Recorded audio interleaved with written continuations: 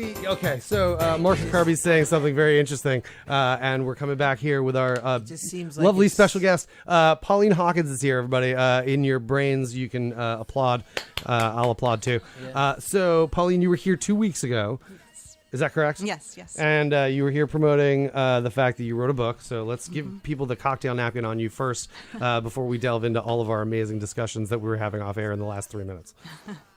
Because we already started. Yes, because we already pretty much started this discussion. Pauline Hawkins wrote a book called Uncommon Core.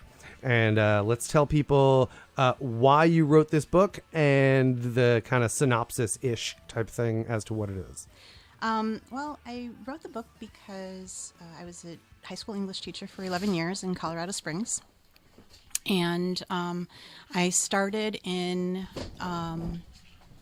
right when the No Child Left Behind started.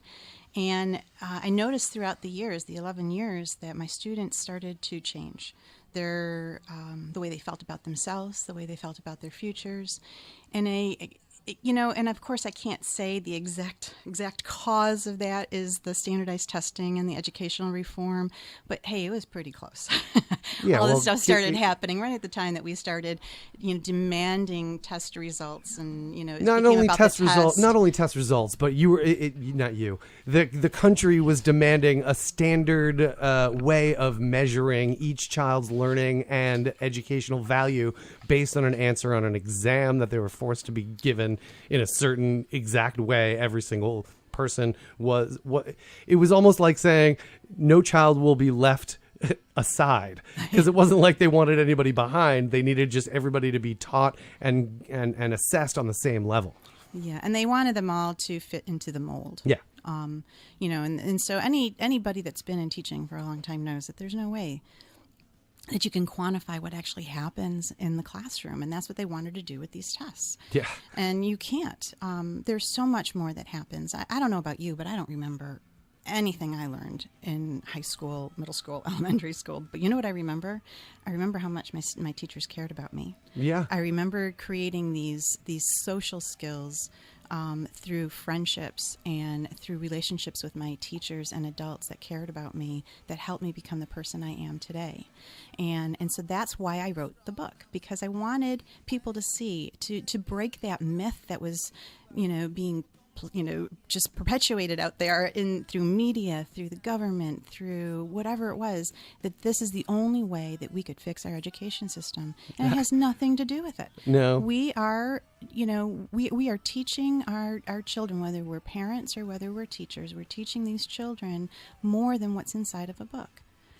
Of course, and especially in the high school level where your book centers around, is that kids are so formative at that age, and developmentally, if we as adults don't show them where they need to be as thinkers, as humans, as intellectual beings, and set that example, we as parents are not doing our jobs right. Right. Regardless of, yes, what happens in the classroom is more than just the lines from a book or the memory from an internet course that you think that you've remembered. It's about learning how to be people. Yes, exactly. And that's what my book is about, learning how to be decent, productive, civic-minded people in this world. But also your book was spurned from the fact that you realized that you could no longer be effective in the role that you were as a teacher. Yes. Because of the way that the standards were changing, you didn't feel comfortable enough being yourself and being able to teach that message to kids. And Right.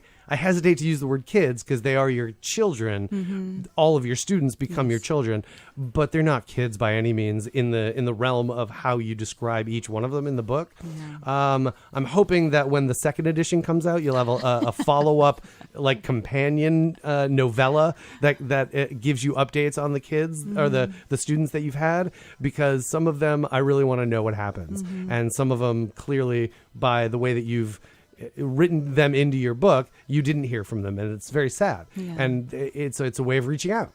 So I'm hoping. And do you have any updates for if people have not read this book, it's an easy read. It's like 190 pages or 180 pages. It's really quick. And as a parent, you can use it as a handbook. You can earmark pages because there's also lists of activities and such, which is also why I thought it was awesome that Marshall Carby was coming in today. He's an artist, and he was raised in an artist's kind of household. And a lot of what your book talks to is the parents of students who may or may not be the classic high school student that you have. And you definitely describe each kind of them to a T, and you've had experiences with all of them. So would you say that has shaped the way that you are teaching now as opposed to the way that you were teaching a decade ago? Oh, definitely. Definitely. I mean, they're, you know, when you first go into the profession, you know, you have these ideals. You know, I mean, I don't know one teacher that didn't become a teacher because they wanted to change the world, make the world a better place. And, you know, quickly we find out that it's not as easy as just hoping and wishing and instilling them with all our passion and love for them and, you know, care for their intellectual beings. You know, I mean, we you know, it's really hard because we also then have to deal with children that have a lot of issues at school. We have parents that have, unfortunately, sometimes are not engaged with their children or want to be their friends rather than their role models. And, you know, administrators that actually have a very different agenda than teachers have. You know, you know, administrators have to answer to somebody other than who we answer to as teachers. The only person I answer to are my students. I don't answer to anybody, and that's what caused a lot of strife between me and other teachers and other administrators because they started accusing me of not being a team player, and I'm like, I can't be a team player in this scenario anymore. I just can't. Yeah. And so it makes sense for you to have removed yourself from that team kind of thing. By choice, which is inspiring for a lot of people who are teachers out there who think that they just need to continue at the grind and be at the hand of policy, you know, because if you don't, and if you agree with it, I understand that's your manner of being and you're okay with your, you know, you're okay with your opinion. It's okay. Be yourself. You know, that's what we were talking about at the beginning of the show. It's really important to be who you are. And I can't imagine anybody becomes a parent saying, I can't wait till my kids are in school so I don't have to teach my child anymore. You know, and I think also your book is a wake-up call for parents. It's for them to be reminded that they need to be an active participant in their child's learning alongside the teachers, not just saying, okay, for 8 hours while they're at the school, they're learning and they're teaching and I'm not having to deal with it just because I have to have a job or, you know, I'm sitting eating bonbons watching, you know, Oprah at 11 o'clock in the afternoon. You know what I think is wrong? In pajamas. What? Watching I think there's Oprah a huge, in your pajamas, or no? I is think Oprah there's even a on huge, anymore? Did I just totally date myself She for has her own daytime network. TV? Oh, no. Oh, God. She just struggles with her weight, She struggles with a lot of things, I'm sure. like me. Yeah. What I think is wrong is that for a long, long time, maybe even since the space race, we haven't had a good enough reason for education in the country, in the U.S. And now that so many companies have taken over so many things, even colleges now, like car manufacturers, other places, that school has become at best a way to maybe make some money, get a job in some weird way. But that's really not at all what it's about. And this whole idea of curiosity, creativity, a thirst for learning is really just to be happier. And they don't understand that part of it anymore. People don't really think of education like what Mel Brooks would say. You know what he says about being smart? What does he say about being smart? That you get the jokes when you're smarter. And that it's so true. And that you can watch The Simpsons on so many levels. Right. That's why it was such a successful show. And it's fun to get references, and it's fun to know what's going on, and it's fun to not be a myopic person and see beyond, you know, your little spot in the world. And that's what's fun about it. Right. And that's why art is great. It's not because, you have to be an idiot to be an artist these days, or crazy, or, something. But the point is, when the artists don't have any money, what do? We play music, we dance around, When there's no electricity and there's nobody telling you what to do, you can still Right. pick up a guitar or a drum sing and or sing it. draw sing it out something, loud. draw pictures. When Yeah. does that get old? So I'm just saying, if we, the Dalai Lama is reading a Dalai Lama book, and the reason for education is to avoid misery. There it is again, to just avoid being a miserable person. I think we have to do something. I was going to ask you, what about racism in this current? You were talking about that. You were going to bring that up. Oh, we were going to get to it. Don't worry. Don't worry. Okay, you were going to bring that up. We were moving from the home into the classroom kind of thing. We Oh, touched on she was a teacher, Jesus. and then we were talking about parents teaching at home. Lord help alongside, us. and then we'll get back into the crises that we're in right now. Lord- but first, I want to Lord lift help people us. up and then make them feel happy. yeah. It's That's an art form, strategic. dude. I would Thanks, say Uncle that working the Phil. radio thing. I don't mean to be I knew pushy. I knew just- Pauline would be here at 10:30, and I was like, "There's an arc." And All right, now it's that only been Marshall 7 Carby's, it's minutes. only been Okay, 7 minutes. okay, So we're working on the good for right now. We can go into that in a minute. I still wanted to make Protect sure your fellow protect your citizens. fellow family. First and foremost, your kids need to go ready for a healthy learning diet at the beginning of the day. And you have a son who you get ready for school, and you are sending him to a system that you bucked against.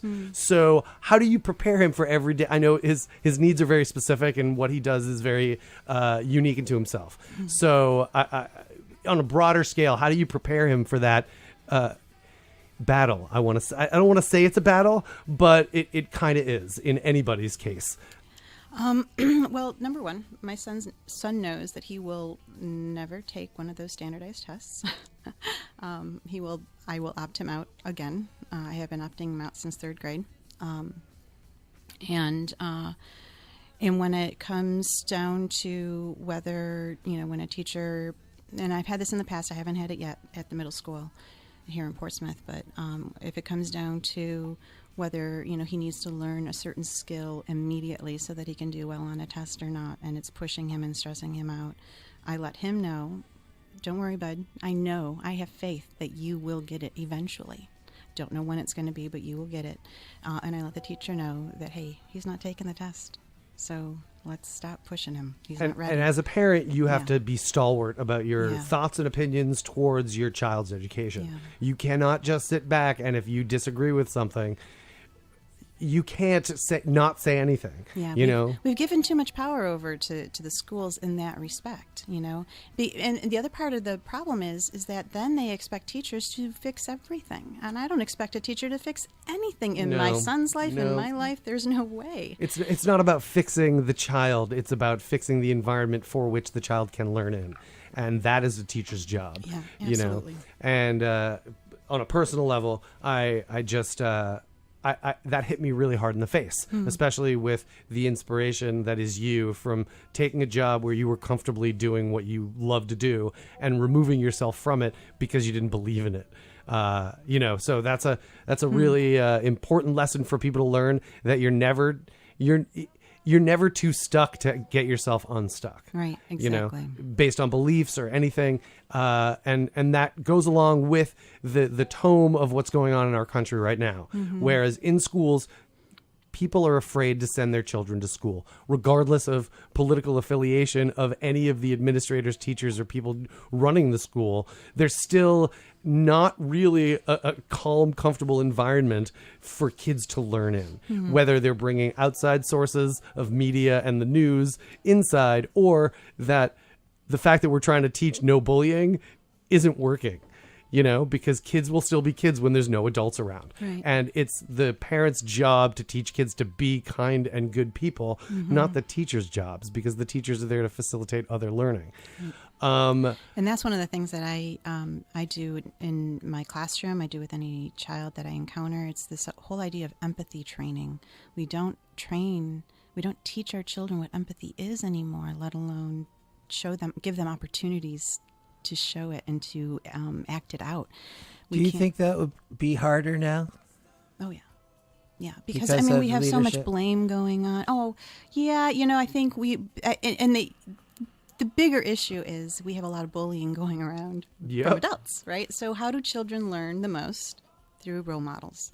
And if we are So not, having as kind adults, of a bully for a president could make bullying even harder to deal with now in the schools. No, I think it'll just make it even more prevalent that we have to that we have to lead by example. There's a moment in your book where your student comes back to you saying, "Wow, I had no idea I was acting just like my dad." I read between the lines there, Yeah. But what about?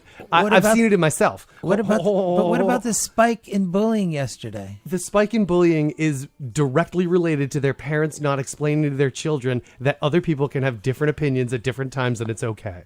And by parents forcing their opinions onto their children makes it completely an unsafe environment. I wouldn't be surprised if there's a huge spike in people pulling their kids out of school now and attempting the homeschool philosophy because there's so much hatred, because there are people who think that this intramural scrimmage that Obama explained that is what the presidential race is about. We're all on the same team still. It's not like, there are buses saying because you didn't vote for this person, you're being taken away. That doesn't exist in this country. And that won't happen because of the widespread panic, fear, and love that people have all at the same time for this country. I hope so. Me too. How is it possible to then also still be a teacher? And I know you teach adults now. but they're still children. They're teenagers. I think some anybody of who them, signs 18, up 19, up for a class, like, you're a child, you have to revert to somewhat of childhood because you're needing to prime your brain to learn how to learn. And a lot of older folks have forgotten how they learn best. Unfortunately, I have reams of papers and tape cassettes of my parents standing up for me to keep me in mainstream education, which I've had the experience now with my daughter, taking her out of mainstream education and making sure that the alternative is exactly what she needs. Now, how, as an inspirator, is what I know you like a lot of labels after your name, and dreamer and stranger were two of the best ones, but I think more as a teacher, we're trying to inspire people to do better things, to do good things, and not be the bad people that we don't want to see in the world. So how are you doing that with this generation of people who are in your class now? Because you're still teaching writing, right? Yes, still teaching writing. Well, I just continue to do more of the same. I inspire them to be the best version of themselves. I inspire them to figure out who they are and to do it on purpose. Nice. I want them to believe in themselves. And we have so many students who are enrolled in these classes because they have also, this is going to sound horrible because, here's how I'm making my living right now, but are enrolled in college classes because they've bought into the myth that they need a degree to be successful. And I continue to tell them that, hey, whether you get a degree or not, you can be successful, but you have to figure out what it is that you want to do. What their definition of success is. Right. Yeah. And that, they have so much power and so much control. And when they ascribe to the fear and when they allow the insecurities to settle in, then they can't be successful. And the only way to be successful is to strengthen themselves, to stand up for themselves, and to do what they were meant to do, and I can't tell them what that is. Oh, of course not. But I can give them a as way teachers, of finding we're it conduit out. to the knowledge. Right. You really want to just open their brains to think, oh, I can do this, or oh, I can do that.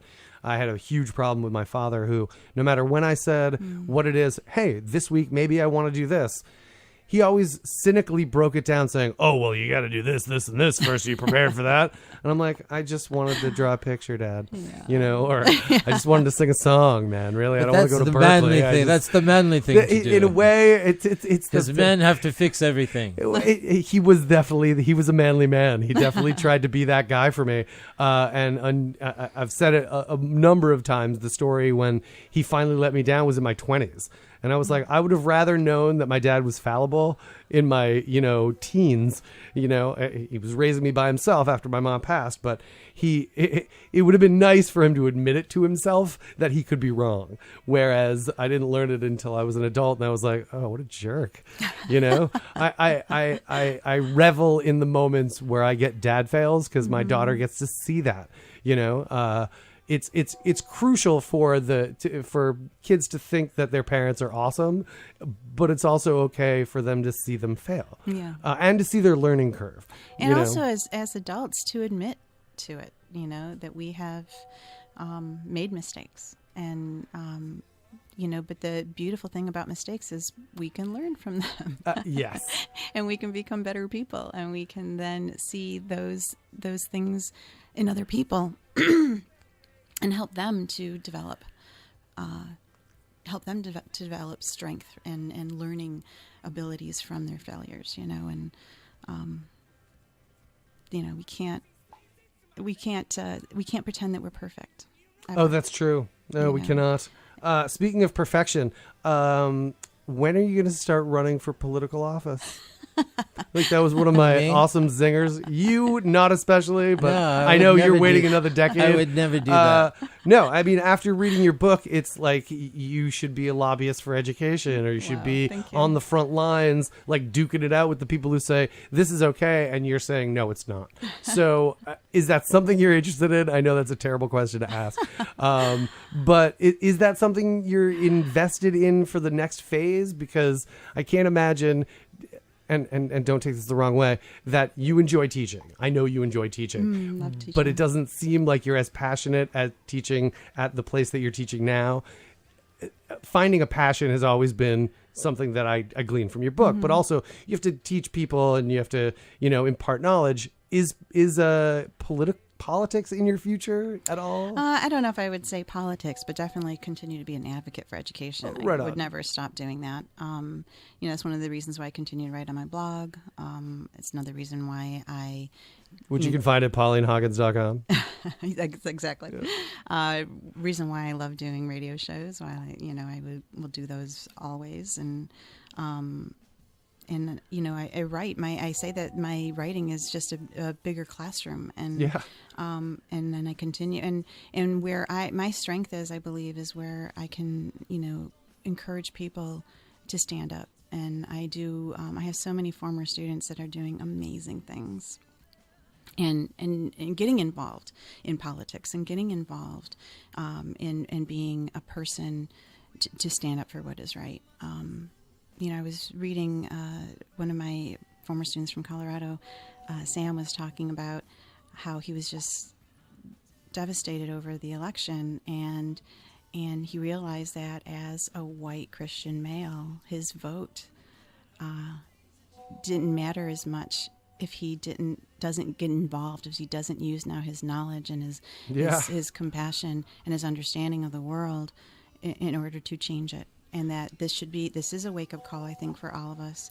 And I don't necessarily, my son went to bed the night of the election scared. He's like, I'm scared, Mommy. And I said, I understand Me that, too. but we don't. I think a lot of people went to bed Tuesday night. The We whole don't world was need- scared, and they woke up to a scarier world.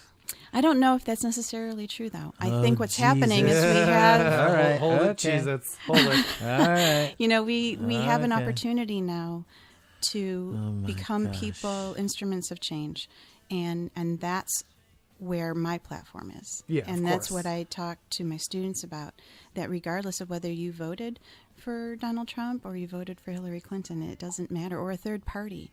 You exercise your rights as Americans. I'm very proud of you for doing that.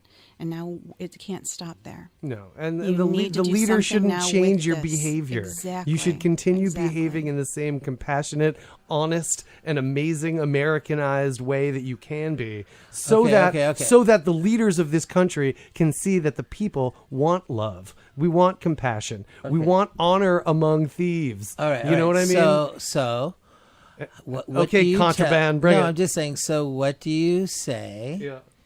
to all the minorities, people of color that are really, really scared, and I know that it's always been, that there's always been racism, but maybe the spike yesterday is how it is most of the time anyway, and things just got reported more. I don't really know.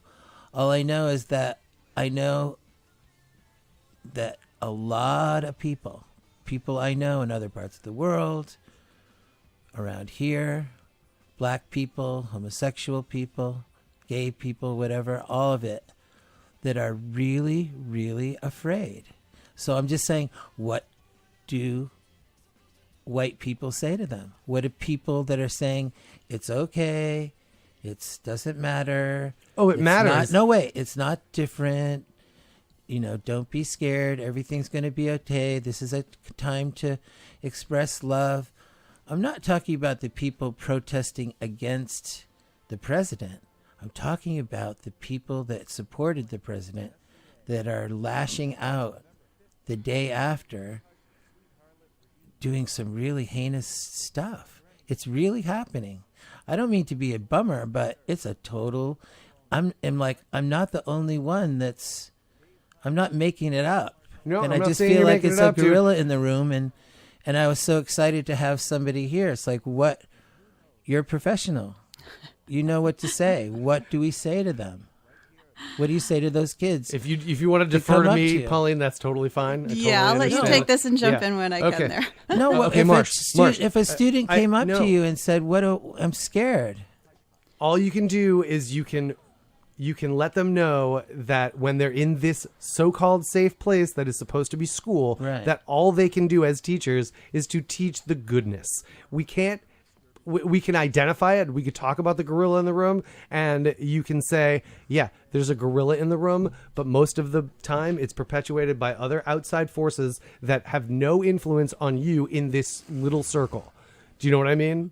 Well, and I'm going to give you even just a I just simple want to example. know what you would say them. That's all. I just want to know what you would say. I to them. apologize for the hatred that other people might have and have to display towards other people that are in the same boat.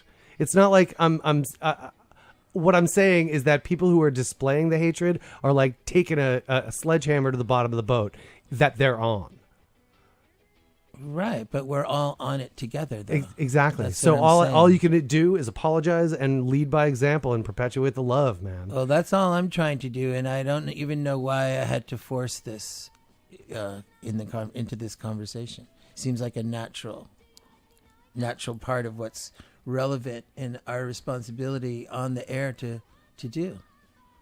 Imagine me being serious on the show, but I'm afraid. I'm afraid of the future of what people. I hope this is just like, Well, like Pauline said, dude, not it's gonna a happen. wake up call, and whether it happens and there are more reportings of the Right. hatred that's out there, it's not going to change until we change it. How though?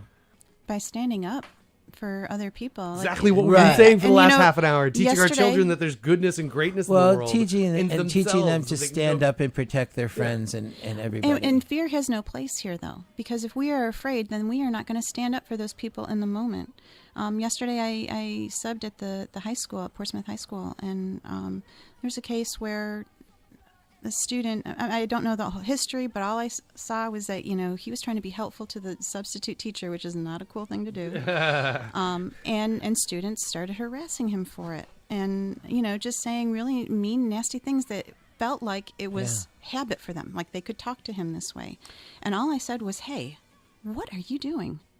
I know that you're better than this. I don't ever want to hear you talk like that again. And it stopped it for the rest of the class period. I don't know what's going to happen in that classroom without me there, but that's all I had to do was tell them, you are better than that. I don't want to hear it again. Because somebody has to tell them this is not okay. You cannot function in this society by being a bully. And the has only to reason be why taught. and the only reason why we have bullies is because we have people that are too afraid to stand up to them. And so fear has no place here. You have to get rid of the fear, and you have to find that courage and that strength from somewhere. Otherwise, we are going to live in a very scary world. I'm Which not is also talking- why your book also works as a handbook, because it shows people how they don't want to be. It shows Exactly. there's there's nuggets of how bad parenting can really affect your child, and it starts before the high school level. You have to lead by example. Do you If think you're love? Do you think love has to be taught to a person? Of course it does. I think children initially have it, and then they're taught to put it on the side because they have to learn. Do you know what I mean? But if we're incorporating the love, which is what parents have for their children, immediately, You would hope. you would hope, immediately a parent loves a child. And if you want them to love learning, you too have to learn to love learning yourself. Yeah. And Finish. parents most likely are so bogged down with the got to keep the job, got to make the money, got to keep the house, got to keep the lights on, got to keep the cable coming so that my child can be happy when the internet's not running, and blah, blah, blah, blah. All these other pressures that aren't teaching. Those things don't matter, man, as long as your child is loving you and connecting with you and has that bond before they go and start learning from somebody else. Yeah, I'm not, and I wasn't talking about my fear. I'm talking about the fear of a child, the fear of a child who's being bullied.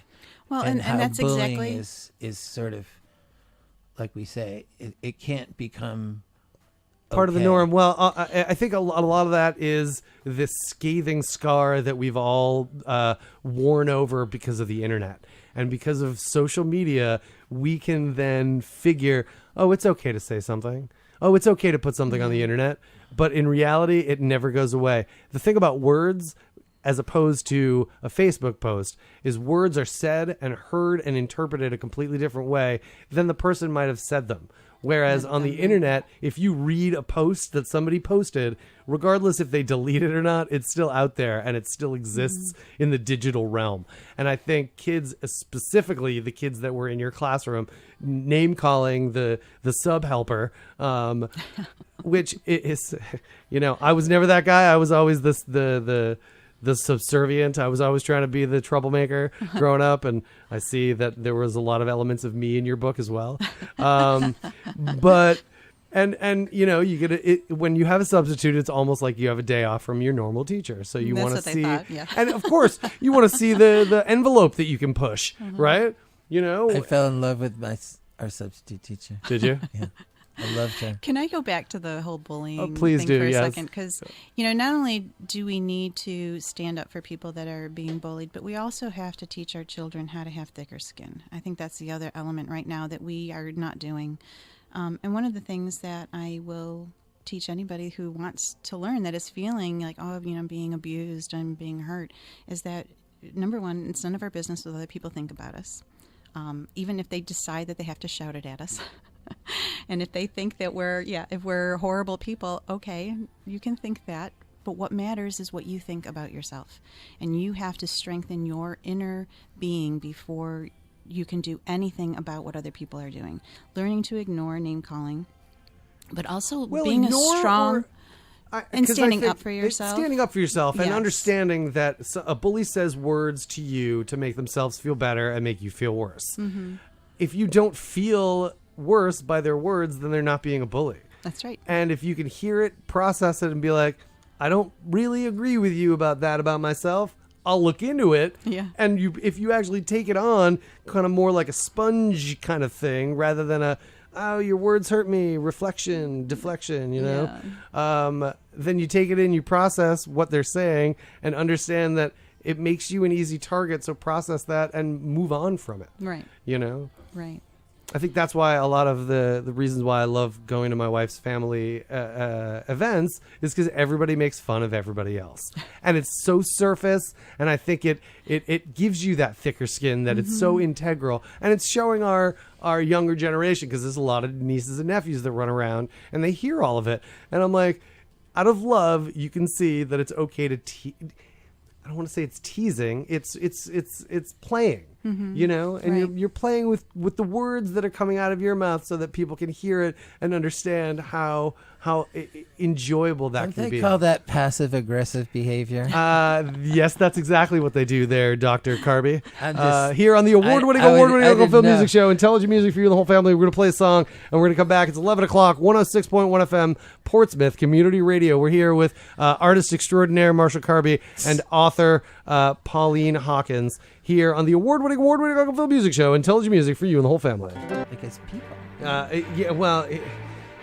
It's an interesting thing how And they were the right for election themselves. process in this country is run, and we talked about this before. I was talking about this before about the whole popular vote versus the electoral vote. We can't really change a system that was put in place to keep us from ruining a system that was set up. Exactly. So as much as I would like, and I'm on the fence about it, I think, if the popular vote, meaning the person who gets the most votes, should be the person who wins the office. You'd like to think that's how this country was set up. But because we're a country of democracy and checks and balances, we want to make sure that everything is run smoothly, right down the middle of no bias. And the way that it was set up was so that there wasn't these kind of problems or these kind of questions. But us now becoming more evolved sentient beings, we think more about the fact that the popular vote should actually be part of how somebody's elected, but it's not the final decision. Right.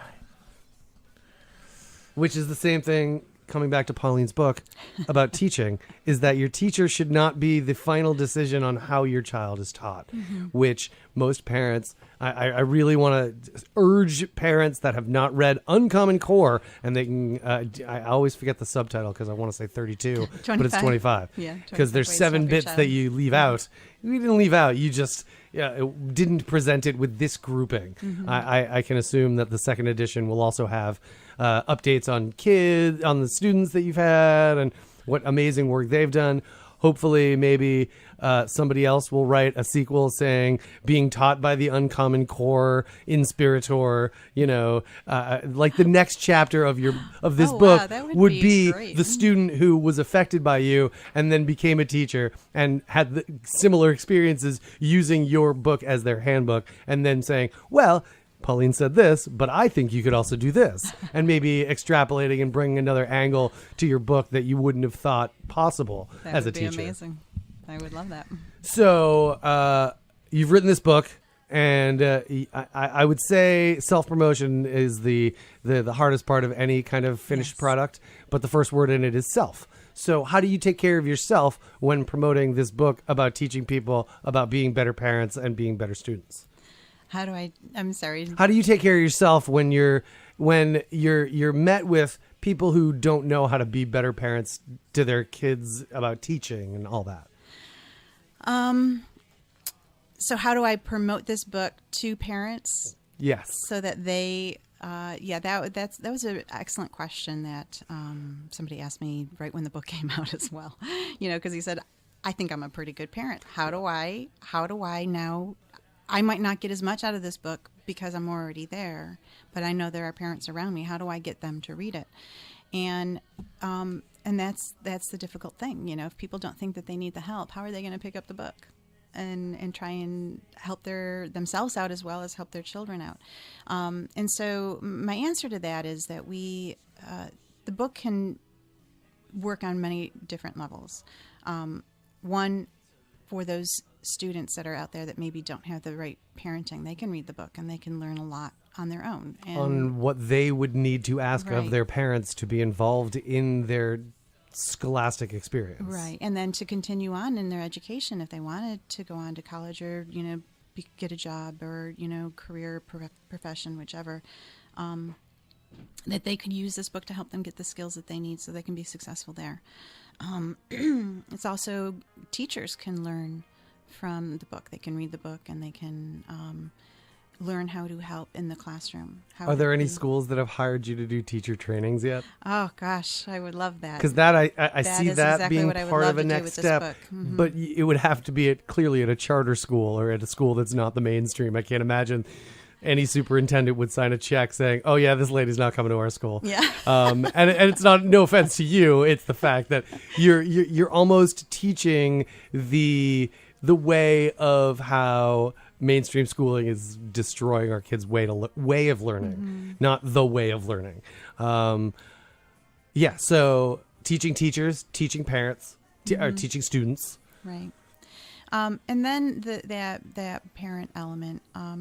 I've really encouraged any teachers that I've come in contact with that have read my book, that have my book, to suggest those parents when they come in to read the book, which will help, which get them started.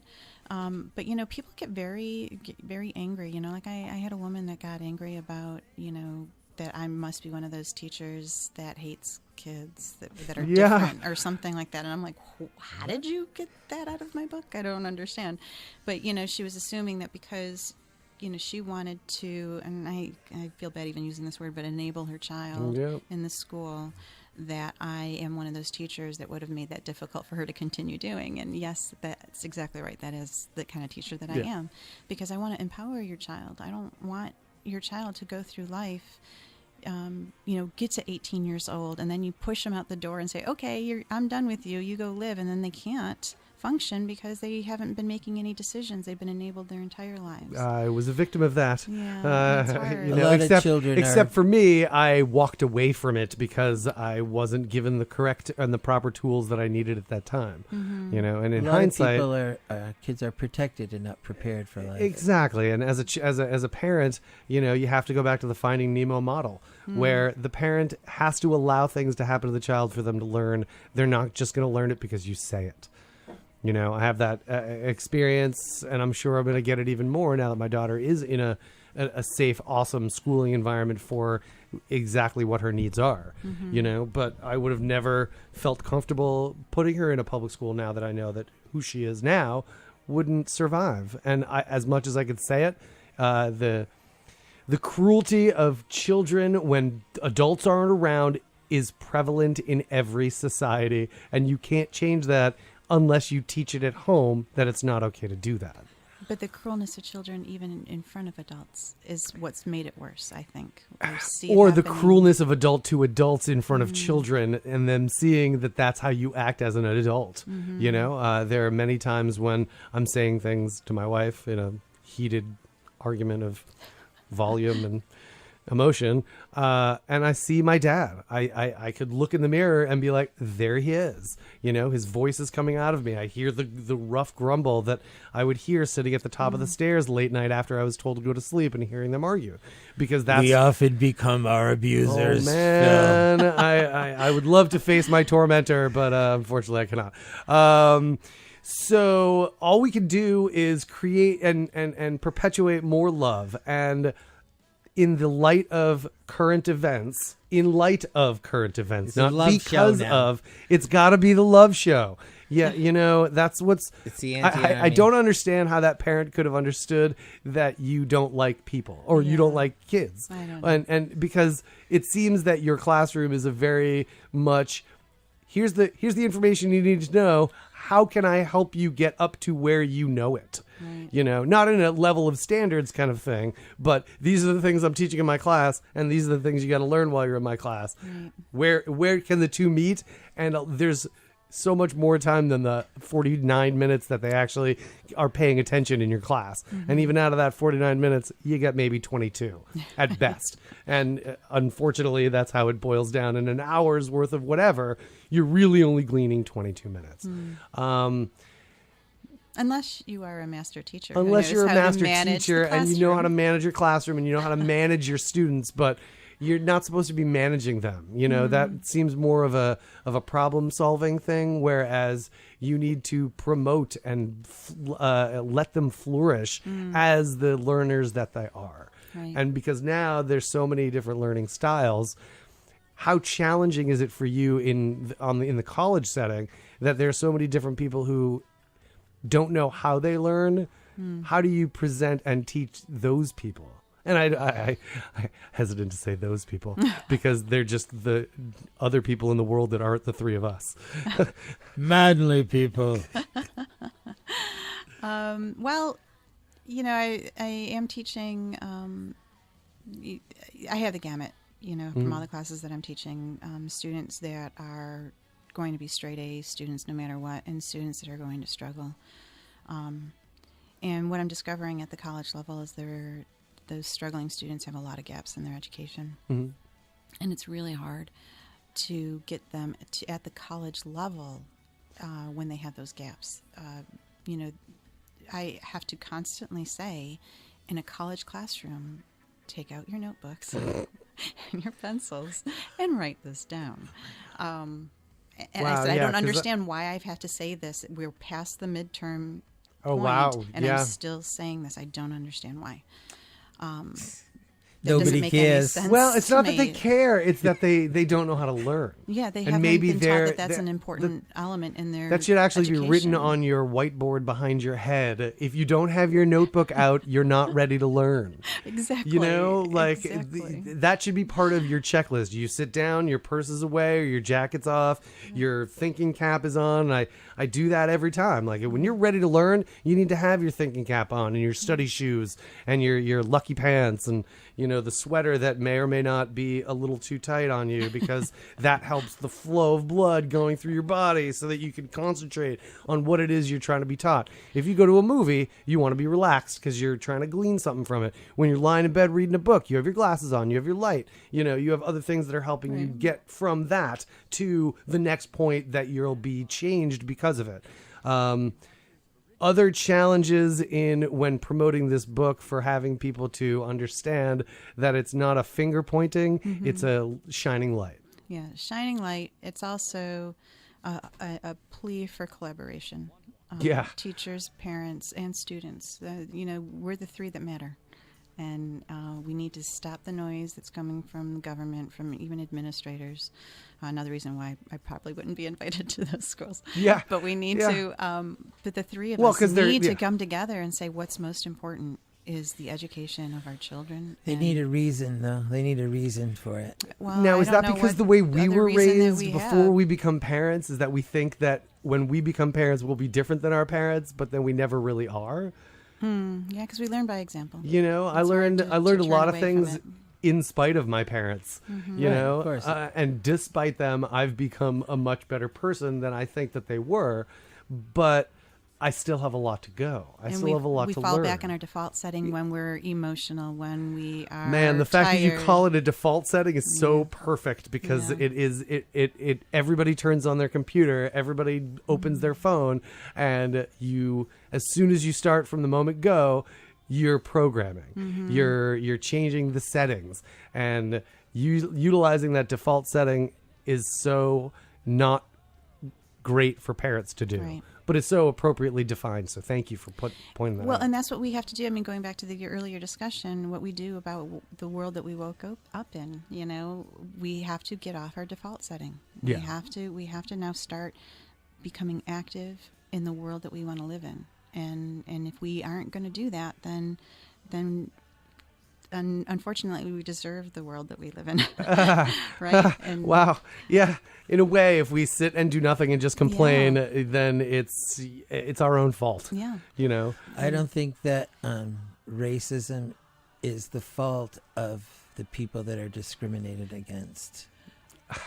No. Of course not. Of course Of not. I don't course think- not, dude. I don't Yes, think I that- agree. I would I agree don't with that think statement. people of I know you're color trying to stir up conversation deserve and a discussion. to Yes. be treated that way. They don't. No.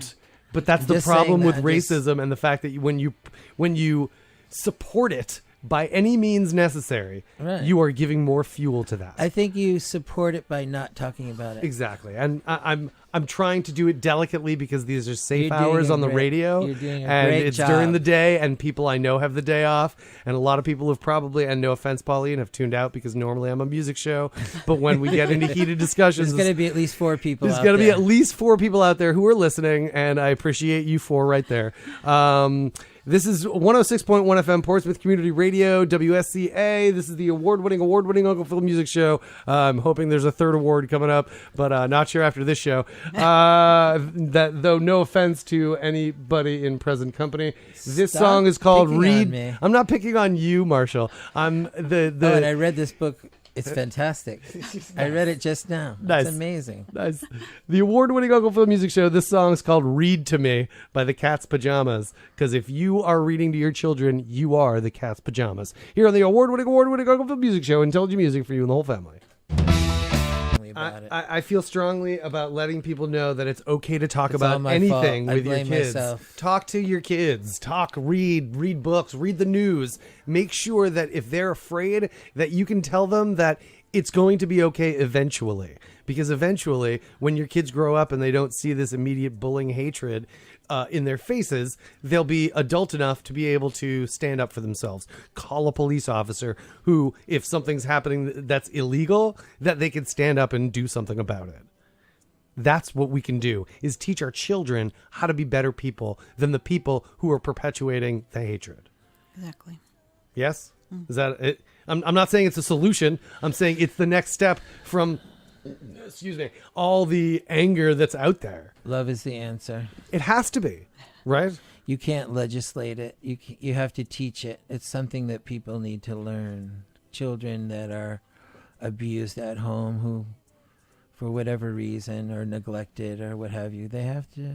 The kids have to speak up, You need and to they learn, can speak well. up through creation and creativity and it's not doing easy. something and being with a parent and being like, let's hold hands while we watch this movie, or let's walk in the woods and, throw leaves at each other, or, do and make and be with your child or with your parent or your adult in your life, and make sure that the kindness that you want to see in the world is what you're giving to each other first, because then you'll give it to everybody, right?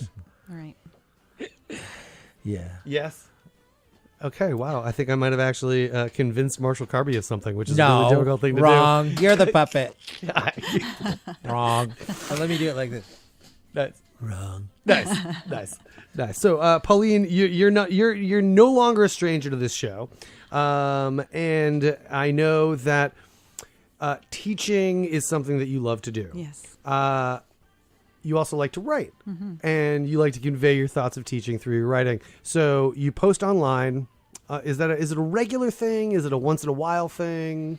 I write for an education column once a month. It's a top 12 teacher bloggers. It's a international, global column, and so I frequently get comments from people like in Singapore and Australia, and it's really interesting when that happens.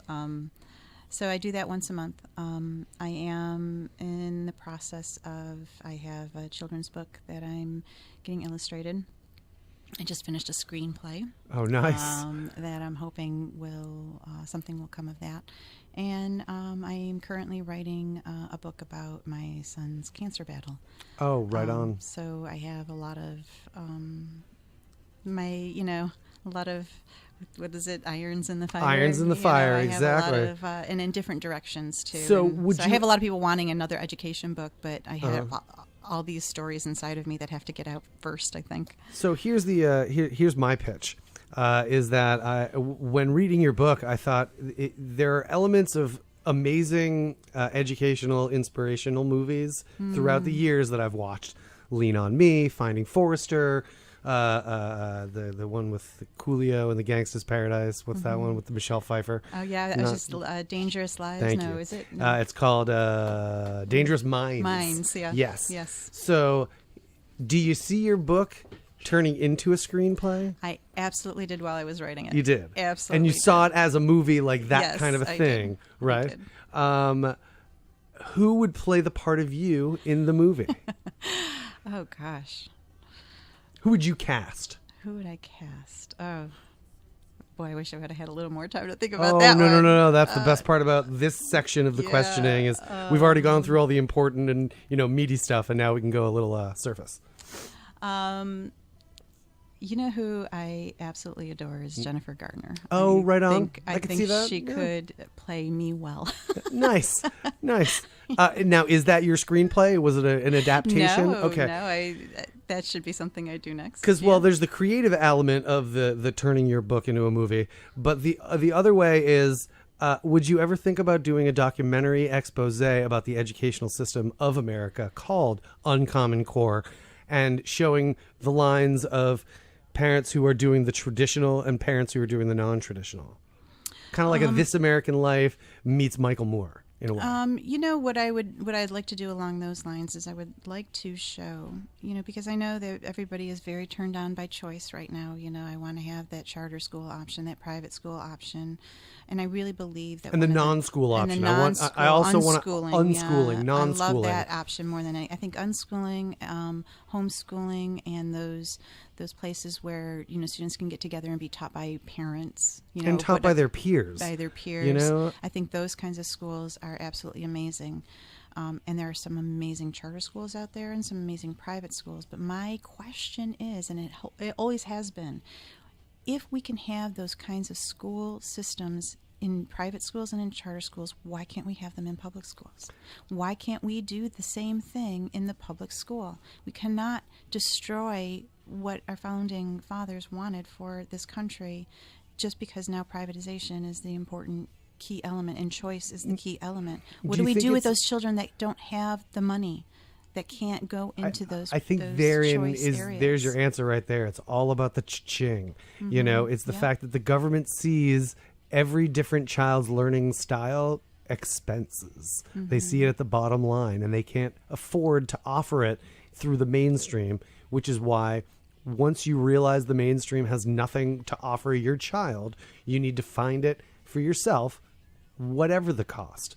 You know, the idea is that my daughter, we were unschooling her, and we were allowing her to lead the learning. When she was ready to learn something, we were ready to teach it. And the best part about the internet is it shows, and it makes everybody a teacher. Or the term teacher has for years implied a person standing in front of a classroom smacking a yardstick on the table saying pay attention and learn this, rather than I had that a teacher. conduit for educational what's up, Barry?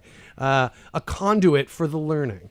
And that's what the internet has made everybody, is that we're just administrators of knowledge so that we can present it, and whatever kernels they take from it, that's going to help make them people, you know, and the people that we hope will create a country that we feel more comfortable to live in. So I think, where was that question going? There was a question there somewhere. Yeah, I might have lost it. Charter Schooling, schools. charter schooling, unschooling, non-schooling. How do we? The documentary of your book is allowing people to see the choices that they have out there. Now, you've only seen American education firsthand. Within the reach of your blog sphere, where has been the one place where you'd be like, oh, I'd love to go teach there for a year? Or, and I don't mean just locale-wise. I mean the need and the ground rife for learning. Do you know what I mean? Finland. Why, policy-wise, is that more Just political? everything that or- they do there is Yeah. exactly, before I even read up on Finland and saw what they did with their school district, that's what I wanted to do with our school system here, and to know that there's already a school system that does exactly what I wanted to do. Like, I believe that the first 5 years of our schooling, wouldn't it be amazing to have the same teacher? So that we... Oh, for the first 5 years? So if like through kindergarten Yeah. through sixth grade, you have the Yeah. same person administering knowledge for you. Yes, and that Okay. because then what happens every single school year is that your teacher probably by the end of the school year understands your child, and then guess what? You have to go on to the next teacher.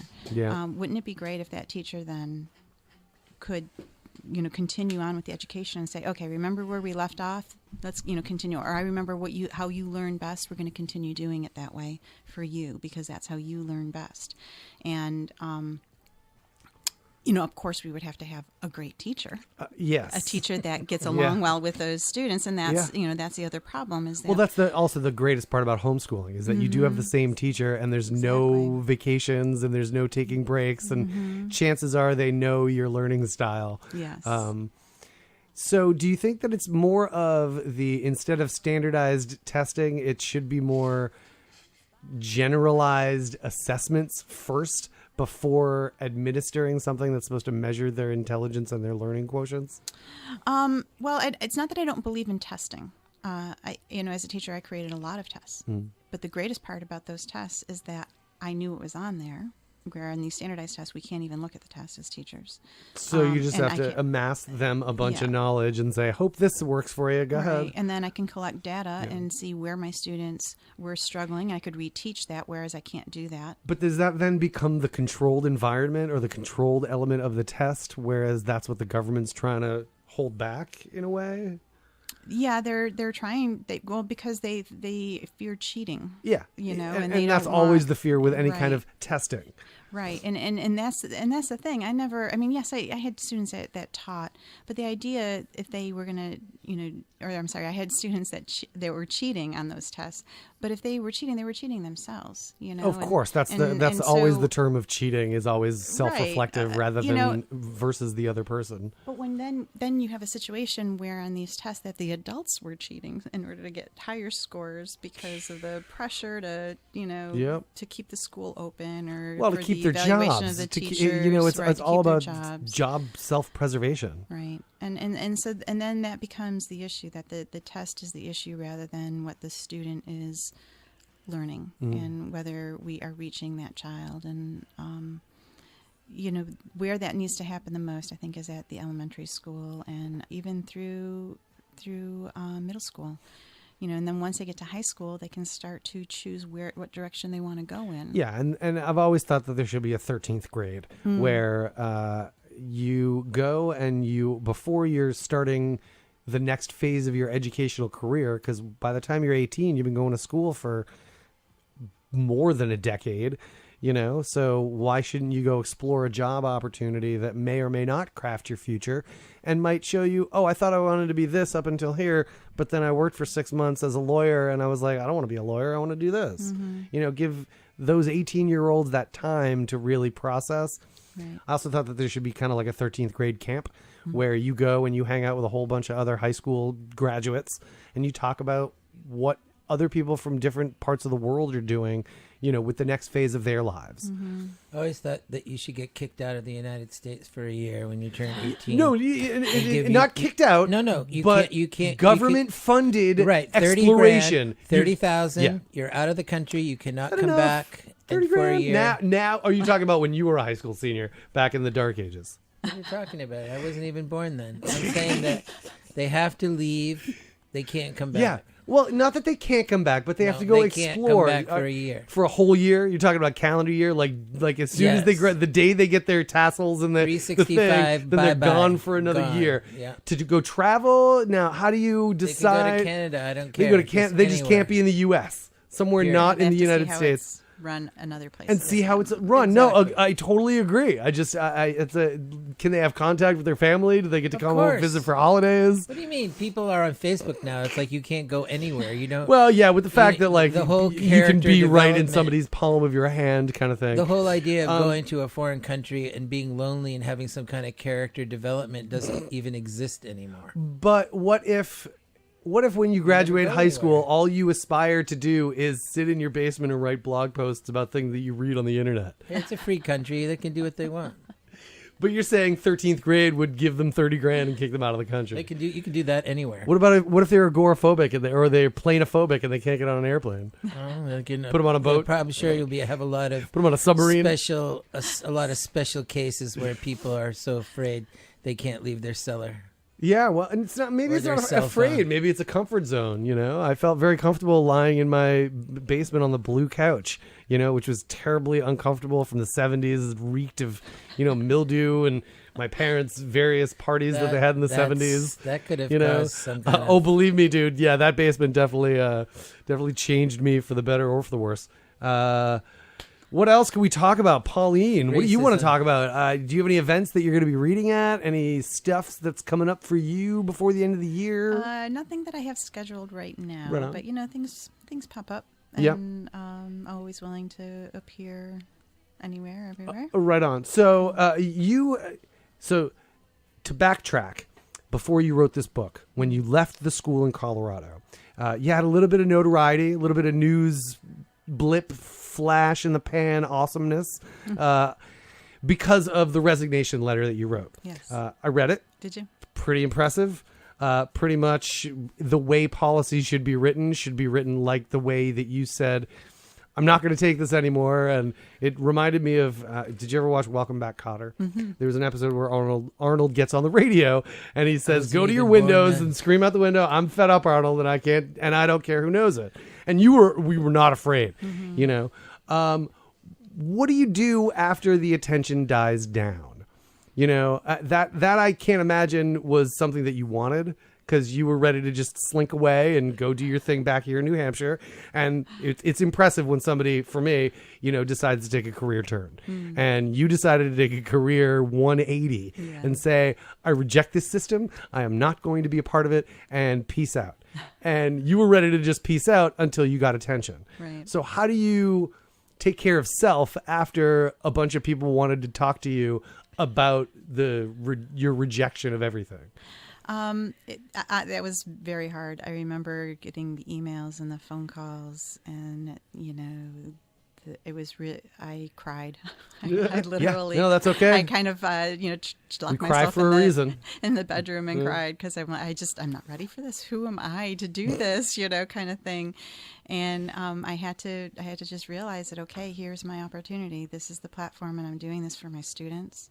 I have to remember why I'm doing this, and for my children, and I need to take what has been given me and run with it and do what I can. And luckily, I was given a book contract because of that, and so I could start working on my book right away. Nice. Yeah, that's pretty sweet. No, Yeah. as an opportunity to be able to continue doing and spreading the word of why you did it, that's why people do the things that we do. Yeah. And so that's what I continue to do now with that. But what's interesting as well is that I still get so many hits on my blog for my resignation letter. And then what's interesting is that it seems that people stay.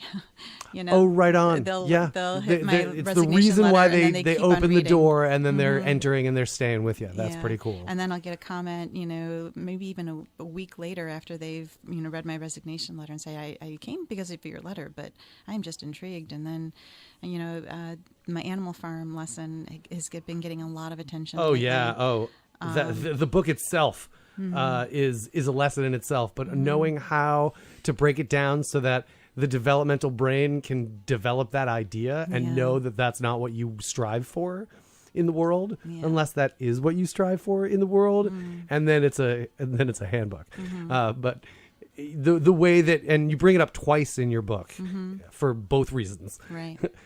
And what's interesting is I will have students now that I had 4 or 5 years ago, 6 years ago, say, I still remember that day. I still remember that Animal Farm social experiment and who I was and what I did, and it shaped me, it changed me.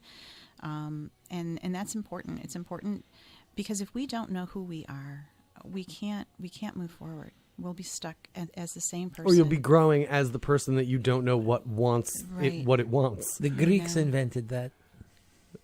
Is it called Socrates. ouzo? What? Socrates. Oh, self-awareness? Yeah. Right. To know thine own self to be true kind of thing. Yeah, you have to. Self-awareness is everything. It really is. Yeah, And and it as- includes other people. But it Yeah. also includes knowing your, and I don't want to say it, I'm going to say it this way, to know your place in the world. To know that if you are going to be a radio host or an Your artist or a uniqueness. teacher, you know your uniqueness in relationship to the whole. A slice of pie doesn't know it's a slice of a pie unless it's taken out of the pie. Do you know what I mean? And then also don't limit yourself Also, there. You're not Let always yourself just a pie. grow. You're still part of the whole, even though you're taken out from the whole. Right? Until they put you back. Oh, did I really just say that on the air? Wow, that's awesome. All right, Pauline, 5 easy questions. What did you have for first meal today? Coffee How do you take your coffee? with some almond milk. Did you always drink with alternative lighteners? No. 2%, 1% skim was probably the progression, and then almond milk. Never powdered? Question mark. No. Oh, maybe. Well, yes, I think I have. I have had some flavored, powdered. Yes. All right. And what is your preferred side dish to cook for Thanksgiving? I have the best potatoes in the world. We call them Baba's potatoes. Oh, which Baba is my grandmother. Okay, that's Greek, correct? Macedonian. Yeah. Oh, well, Macedon- we could have a big discussion on Yeah. what that means. Yeah. But The yeah, Greeks invented Macedonia. The Greeks invented potatoes and mashing them. It's true. but they're potato wedges baked with butter and some olive oil and seasoning, and they are baked until they're crisp, and they are the yummiest thing. Greek ever. potatoes. Yeah. So they're Greek side potato. Yeah, so that's your signature dish. That's Yeah, what you go to that's- every year. Well, usually if I'm going somewhere, they're like, can you bring those potatoes? Oh, right on. Yeah. And are you usually stay to your core family during Thanksgiving, or do you break out and do like the friends thing? Oh boy, you would ask me that after my big life transition. Well, things have changed as So far how- as that goes. If you had your choice, If I had my choice, I would spend every holiday with every family member that I have. Still every living. wow, Every- that's a yes. tall Yes. order. Because some of the family members that I have, I don't really tolerate too well, or we Yeah. don't sit in the room well together, or they don't appreciate my choices or whatnot. So how do Yeah. you bring it all together? With lots of love. I really thought you were gonna say with a case of wine. Oh, that helps as that well. helps as well. Yeah, I kind of Um, miss my tequila family. Oh Doing some shots man, of yeah. tequila The to answer, get us going. the answer to tequila in my family is always no. Yeah. So Marshall Carby, Yeah, you were raised in an artistic environment.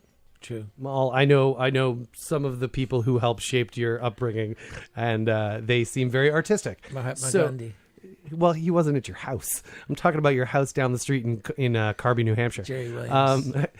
I know that you had an artistic, expressionistic way of growing up. So my question is as a possible future parent and advice to parents out there listening right now, how would you encourage them to help their children create more? Well, I was lucky because, like you said, it was an environment that had an interest in art, as a lot of people in the town I was raised in Manchester, New Hampshire, had. Art was something that middle-class people were interested in, mostly Europeans, Italians, Jews, Greeks, Arabs, people that were in Manchester Yeah. at the time growing up. And it was a group of families, a community, let's Mhm. say. Yeah. Not, I mean, there were Republicans and Democrats, and they A didn't. community doesn't necessarily define itself by its political affiliation. Well, it didn't You used said to. you said It didn't community, used and to. you could have just left it there.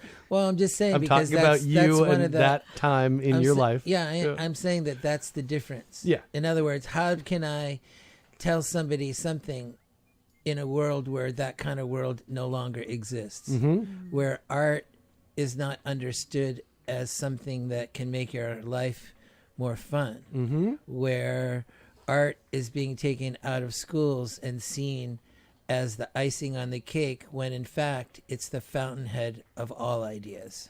It It's well, it where has to everything. be. It has to be You know? creativity, which is the reason why, American soldiers were able to win the war, because they had the ingenuity and creativity to fix a tractor and use it as a defense. Happy Veterans Day. Why? Excellent tie in I'm there, just brother. saying No, I that know. That's brilliant.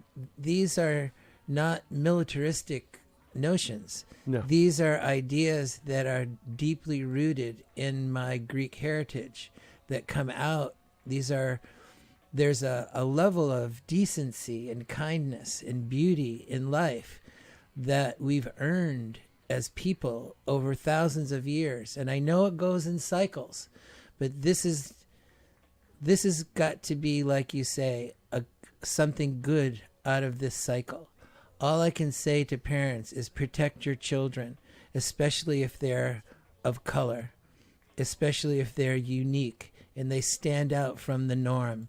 Remind them of their uniqueness and their value as creative individuals, and applaud them for not joining in this mass hallucination where social injustice is the norm and hatefulness just because of Donald Trump makes it okay. It shows you how anyone can truly become president, how the power of one person can influence an entire culture, how much one man can do in this country. In a way, thank God. But let's not use it against ourselves. Let's not make it an excuse to treat someone poorly. I think that it's interesting that artists never went to war against each other, no matter how diverse. No, you're Their right. Well, because artistic art's not a theories. battleground, unless you turn it into a rap battle and then it's a battle. Do you know what I mean? Like, as far as, or like feuds through music and I'm just Paul saying McCartney that- against John Lennon I'm kind of just thing. saying And, that they're like, if you, that's not art. no, I well, think that art is a You can- foundational, basic thing that should be encouraged. That everyone should participate. It can be anything. It can just be dancing and singing in the shower and dancing in the shower. That's an art form. To express yourself in a beautiful way is really all that anyone wants, because we all have egos, but a lot of us don't have the tools to do it. And school is a place where even those tools aren't really taught. There's so no, much because it's so about the much parents. text. It has to be No, before there's so a child much goes text. to. I mean, it's just learning to read and write is such a big chore these days. Never mind critical thinking and And being critical taught- writing. or just being taught how to think for yourself. Yeah. Anyway, so that's what I would tell parents: protect your fellow students. Spend some time with your kids. There was that published in the Guardian, the 5 regrets of the dying. Yeah. And the number one regret was, I wish I hadn't worked so much. And that was mostly men who had missed their kids growing up. Oh, and that's why I've backed off in my professional career so that I can be there at 2:15 to see that smile at the end of her school day. It's worth more to me. She's loving that school. Oh man, that school is It's just a doing miracle. amazing things for her. It's not that it's a miracle, it's that we found the right place for her. And what's crucial about any child's learning, whether it's in a classroom or at home, if you know your child's learning style, you need to find the place where they're going to flourish the most. I think it's You always, you don't plant a daffodil in the desert because it's not going to grow there. it's always a miracle when a child loves school. Because that's not true all the time. No. And so, Pauline, what message do you have to parents out there to help their children love school if they have to be in the cookie cutter school that you so vehemently abhor? I don't mean it that way. I don't mean it that bad. Because you did have positive experiences in the schooling system. Well, I think number one, parents need to really listen to their children. They need to have conversations on what their experiences are so that they can help them navigate through any issues.